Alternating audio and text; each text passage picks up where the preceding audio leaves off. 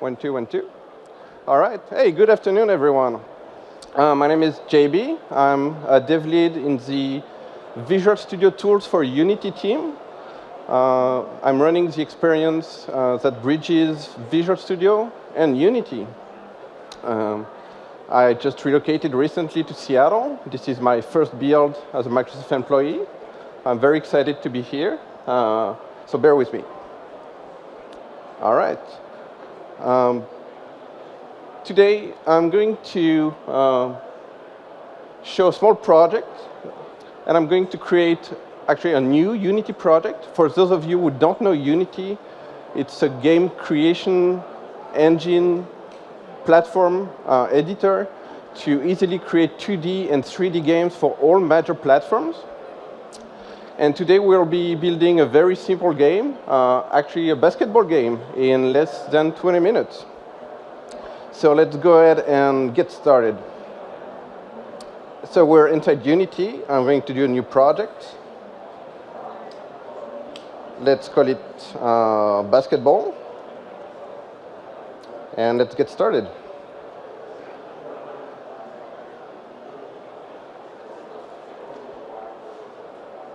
All right, Unity is setting things up.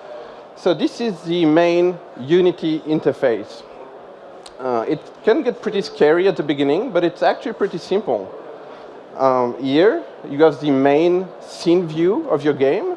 It's where you'll drop all your 3D components, and you'll get a view of the entirety of your scene. You have a view of your game through the main camera of your game. Here, you have the hierarchy of everything that is inside your scene. Here, you have all the different assets. It's folder-based, so it's very simple. You can drop all kinds of assets in there. And on the right, you have the inspector to change all the properties of everything that is inside your scene. The nice thing about Unity is that you can modify everything live. And it's a very iterative and design-first process to create your game. All right, so we need to build a basketball game. So the first thing that we need is to create a floor. So I'm going to go ahead, game object, 3D object, and I'm going to add a plane.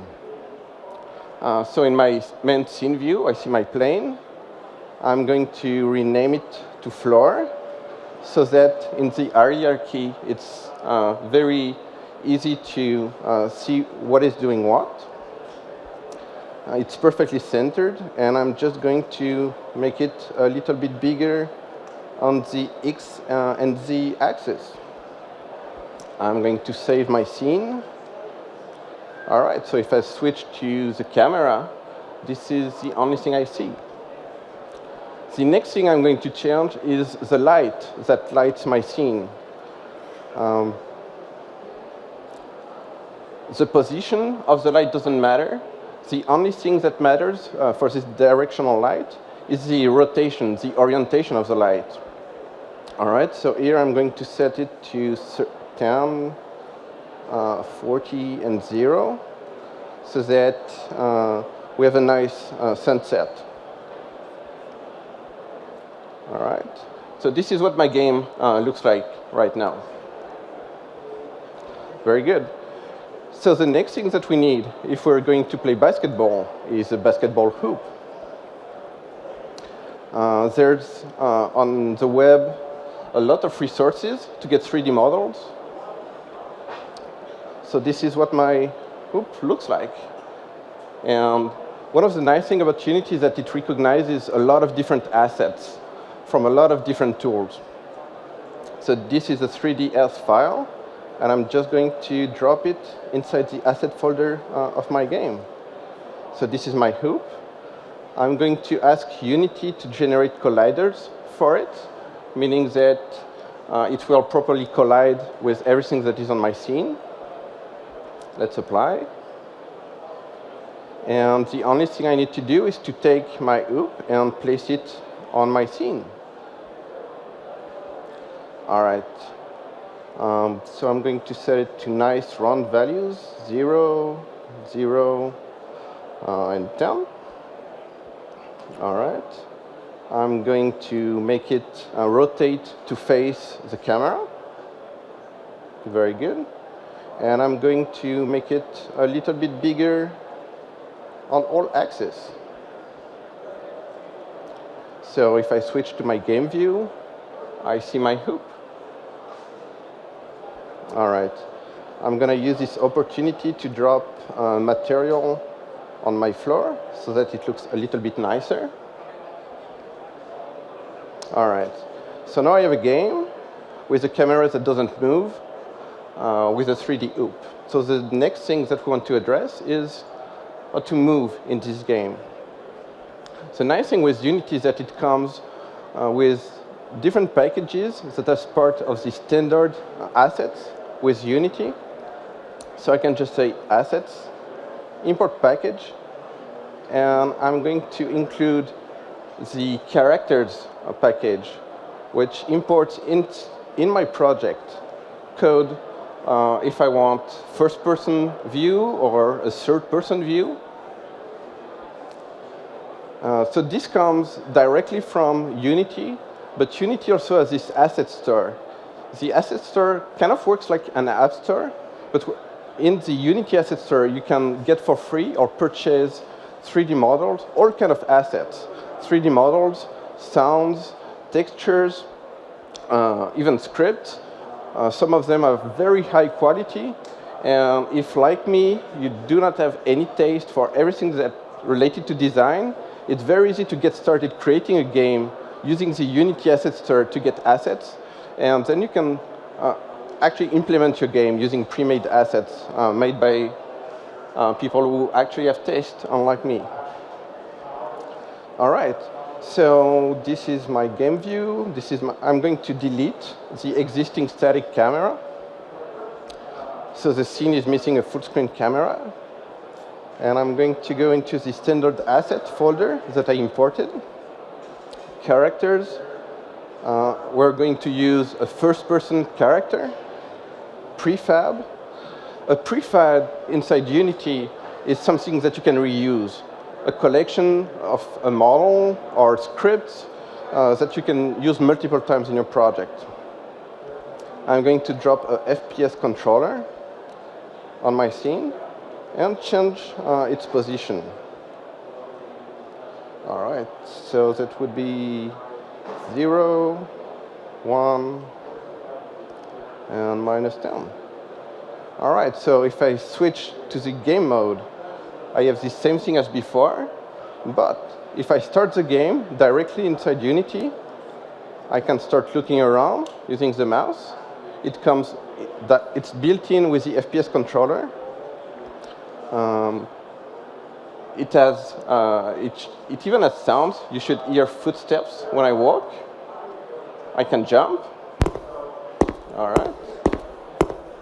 And just like in any game, all right, I'm going to make the sound a bit quieter. And just as any game, I can fall off. Oh. All right. I'm sure you've seen that happen in a lot of games. So this is what I have. I have a first-person character that can move across my scene. I have a basketball hoop. So the next thing I need is a ball. Let's go ahead, switch to the scene, and create a sphere. That will be my ball. So, all right, 0. Let's make it 1 unit height. Let's make it a little bit smaller. All right. See, it's very easy in Unity to just play around and modify the values, and you have a direct feedback, and you see in your scene or in the game view what is happening. So you have a ball. I have a sphere. It doesn't do much. It's just there, so we need to modify it. All right, let's switch back to the game, to the scene view. I'm going to add a material on the ball so that it looks red. All right.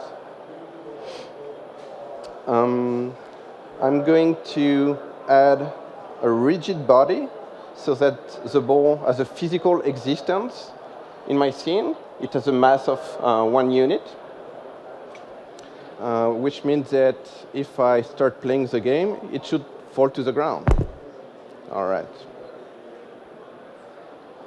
But that's not how balls work. So we're going to add a new material to this ball to tell the Unity engine that we need this material to bounce when it falls on the ground. So assets, create physics material. Let's call that bouncy. All right. And let's use the maximum value for bounciness, 1. Let's drop this material on my ball. So now if I play the game, it bounces. Awesome. All right. So now we have a basketball hoop, we have a player and a ball. Next thing that we do is to make the character throw the ball. All right, so let's rename sphere to ball so that it's clear. Oh, didn't take. All right. So what I'm going to do now is take the ball from my scene and drop it in my assets. So what Unity does here is that it takes one instance of this object and makes it into a prefab, something that I can reuse in my game by simply dropping it. All right, so now I have 3 balls in my scene. All right. It's a prefab, I can reuse it, but it's not what we want to do. So let's delete them. All right. So now the next thing that we do is to create a script, a piece of code that we're going to attach to the player and that will throw the balls. Let's go ahead and create a new C# script. Unity is using Mono, the open source virtual machine, to run your code. And all the code that you write can be in C#. Using Unity 5, at least Unity 5.2, we've worked with Unity to make sure that Unity natively supports Visual Studio. So I just created a C# file. I double-click on it, and Unity is going to open Visual Studio, and everything will work the way you expect it to as a C# developer, except that we're adding a few things. All right, so let's start anew. On the right, we have the Unity Project Explorer, which gives the same view of your project in Visual Studio and inside Unity.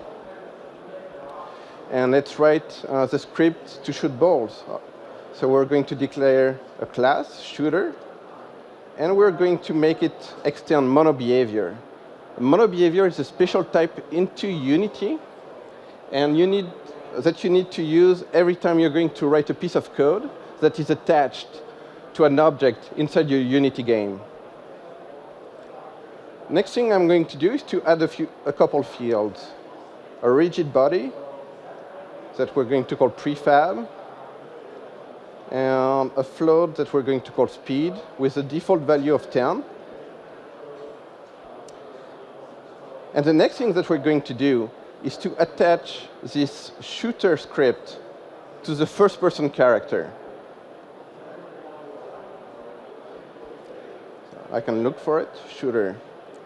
And what you can see in the inspector is that Unity reflects on all the public fields of your MonoBehavior, and it allows you to change it so that you can try directly and live and see the immediate effect of changing a public property of your game directly inside the Unity editor.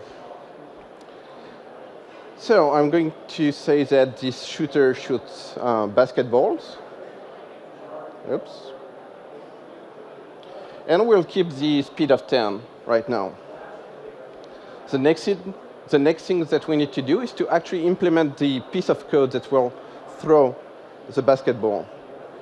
Let's switch back to Visual Studio. The way Unity works is that you declare a few methods that have a special name that the Unity engine recognizes and calls at different moments of your game. Using the Visual Tools for Unity, we provide you wizards to pick the messages that are the methods that you need to use to communicate with the Unity engine. In our case, we're going to use the update method. What update does is that it's going to be called by the Unity engine at every frame of your game. So let's simply write if input. Those are types that come directly from Unity. Get button down fire1. Fire1 is the default name for the button that is on a keyboard bound to left click. So what we're going to do here is to create a new instance of the prefab that we've drag and dropped from the editor. Create an instance of it. It will need a rigid body, and we just say instantiate. And we're going to instantiate the prefab. The next arguments are where, and we're going to use the transform position and the transform rotation that are associated with the object on which we put the script, in our case, the player. Simply, it just means that we're going to spawn this prefab at the exact position of the player. All right? And the next thing we're going to do is to give this new object a velocity. This velocity is going to go forward and halfway between vertical and horizontal. And we'll multiply it by the speed. All right? So if we switch back to Unity and play the game, I can walk around, and I can start throwing balls, and hopefully score a few points.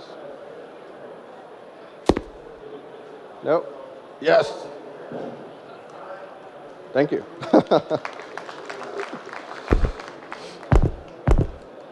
And I can modify everything very easily. So if I set the speed to 100, like suddenly I start throwing balls very fast, so fast that they don't collide. All right, let's set it back to a reasonable value of 10. Dang, all right. All right, so in just a few minutes, we created a game. And one of the nice things about Unity is that with the build settings, it's just a matter of selecting where you want to export the game. Unity supports all major mobile OS, all major desktop OS, all platforms. For instance, I've created an export of this game for UWP. So if I go ahead and start without debugging, this is an export of the game created for UWP. I don't want to build it. The game is made with Unity. All right. And this is my game. That's probably when I played too much with the speed.